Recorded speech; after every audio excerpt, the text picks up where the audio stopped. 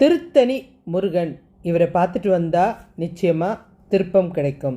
ஏன்னா மகிழ்ச்சியாக இருக்கிற ஒரு இடம், தான் விரும்பிய பெண் வள்ளியை மனம் முடித்த இடம். அதோடு இல்லாமல் இங்கே இருக்கிற முருகன் அமைதியை மாத்திரம்தான் விரும்புகிறாருங்க.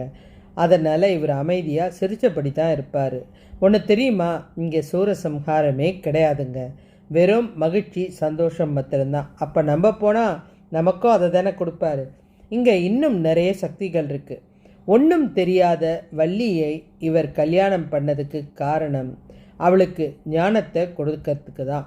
அது மாதிரி நம்ம ஒன்றுமே தெரியாது அப்படின்னு முருகன் சன்னிதானம் போய் நின்னோம்னா எல்லா ஞானத்தையும் அவரே புரிஞ்சுக்கிட்டு வழங்குறாரு. அது இல்லாமல் இந்த வள்ளி தேவியானை பற்றி தெரியுமா? யார் இவங்க? நம்ம பெருமாளுடைய மகள்கள் தான். என்னங்க சொல்கிறீங்க? ஆமாங்க, இந்த வள்ளி தான் சுந்தரவள்ளி, தேவியானை தான் அமிர்தவள்ளி. இவங்க 2 பேரும் பெருமாளுடைய கண்ணீர் துளியிலிருந்து பிறந்தவங்க. இவங்களுக்கு நாங்கள் விரும்புகிற கணவர் அழகாகவும் இருக்கணும், வீரமாகவும் இருக்கணும், அசுரர்களை அழிக்கக்கூடிய சக்தியாகவும் இருக்கணும். இது எல்லாம் சேர்ந்தது நம்ம முருகன் தானே. அதனால் 2 பேரும் தவம் இருந்து இந்த முருகனை அடைஞ்சிருக்காங்க. இந்த இடத்துல அவர் ரொம்ப மகிழ்ச்சியாக இருப்பார். கையில் வேல் இருக்காது, வஜ்ராயுதம் தான் வச்சிருப்பார்.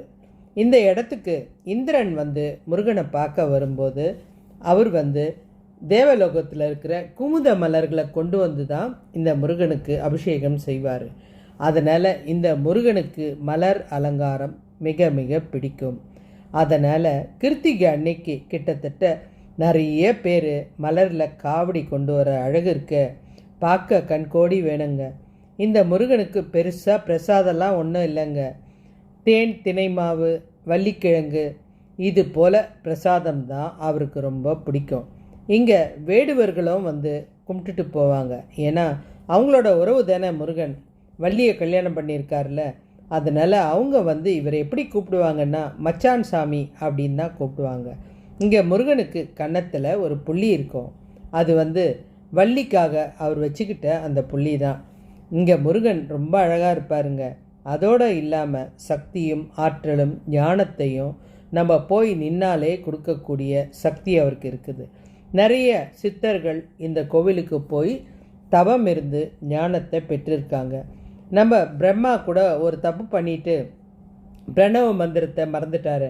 அப்போது இந்த முருகன் கிட்ட தான் மீண்டும் சக்தியை பெற்றதா சொல்கிறாங்க. இந்த கோவிலுக்கு யார் போனாலும் அவங்களுக்கு ஞானம் கிடச்சிருங்க.